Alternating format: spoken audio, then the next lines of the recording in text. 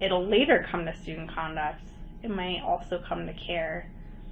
But there's so much room, and like sometimes just more information comes in and you make a change. Like you can change what process you're doing depending on where you are in the process. But I don't think that has to be compartmentalized. Mm-hmm. Okay. Are there any other ways of compartmentalization or compartmentalizing is where I was trying to go. Are there any other areas that... Is there anything you're thinking of that I'm missing? No, I want to make sure I'm not missing anything from, because the group talked about it, and I picked up the personal professional piece. I wondered about the policy pieces because in the theme of wearing a lot of hats, I wonder if there's a way to articulate that. Yeah. Well, and then you have Cleary. I mean, if we're meeting with a student for care, they're there for support, and we're mandatory reporters. That's something that we have to navigate too. But I'm used to that. I worked in residence life for so long that anything could come up and happen. So,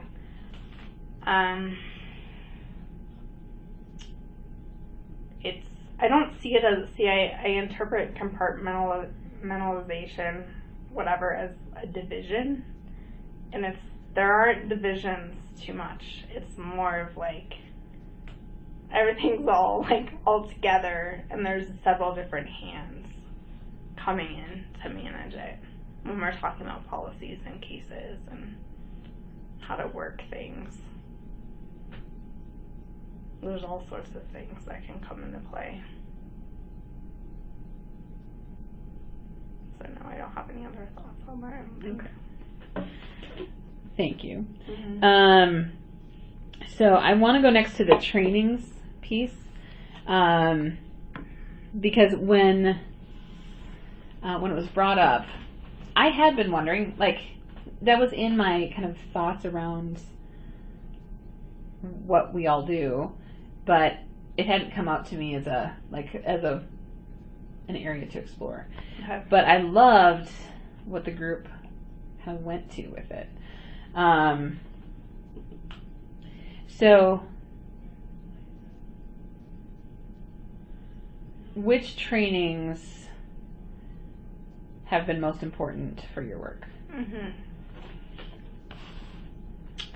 I mean, the basics are always going to be, people are going to say the ASCA conference, annual conference, where the general set things include legislation, updates. Hope they transcribed that correctly. And case updates and all that stuff. And then there's 9 or 10 concurrent session options that colleagues from literally all over the world will put in. So there's all sorts of topics there. And the Gehring Academy, which is related, for directors or conflict resolution, Title IX, are really instrumental, because ASCA is like our guiding force of how we do our work. And then I would say motivational interviewing was highly beneficial. I've done a variety of trainings throughout my professional world, schools, but I also took a semester-long course as part of my graduate work. And it's immensely useful for behavior change and gauging where someone's at with a change, whether they want it or someone else thinks that they need to change, and helping them facilitate that change. Another was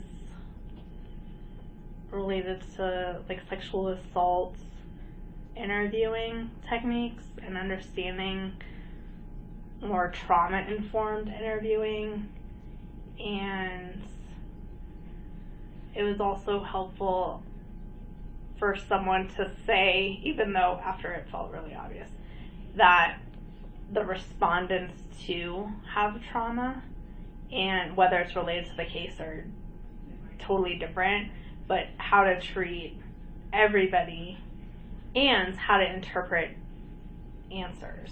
So it talks about how trauma impacts memory and, storytelling, and people aren't going to get it right. Memory is tricky anyway, and then you add on trauma. So I think that was really helpful.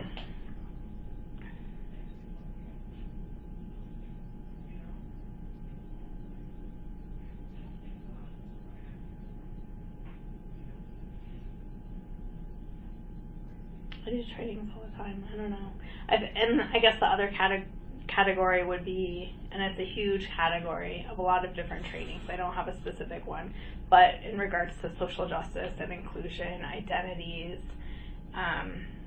understanding different cultural impacts, and looking systemically as to how different identities may or may not be impacted by our processes, that sort of thing. Mm-hmm. How about the threat assessment, behavioral intervention category of training? I always forget that. I've done a variety of like case management, behavioral intervention, violence risk assessment. They're helpful. It's not my passion. So I think I tend to do them, take in information. I'd for sure use some of the violence risk assessment trainings that I've had over the years. They're just not things that I've felt like really moved by, or they weren't ranked as number one, but they were quality training. So I would still recommend them to other people though. Mm-hmm. Do you feel like you have adequate access to training? I do. And that was something I was really surprised by. I was ready to not have any development when I got here. Whatever messages I had gotten or inferred, based on where I had been and where I was going, I was really pleasantly surprised by the number of trainings that we have in the institution, and we've had a couple of trainings with our system.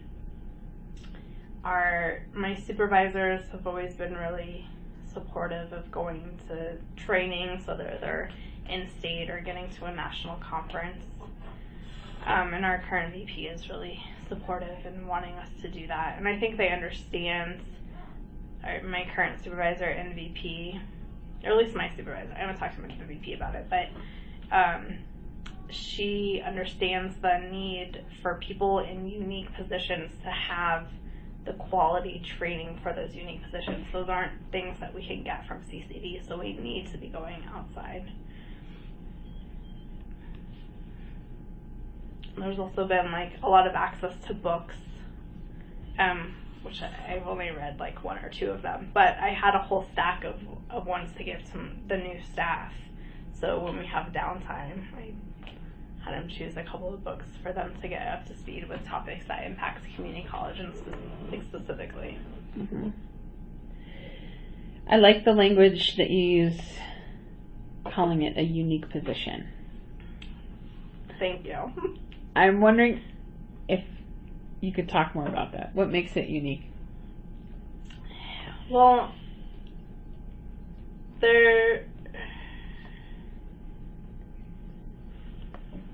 at a community college, there's only one or two or three people that do it.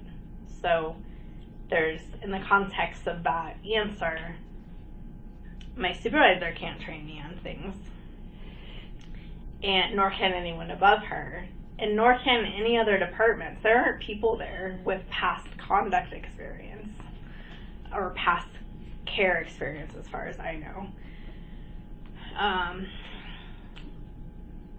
So we're our own department. We're the most experienced that anyone there is at CCD, and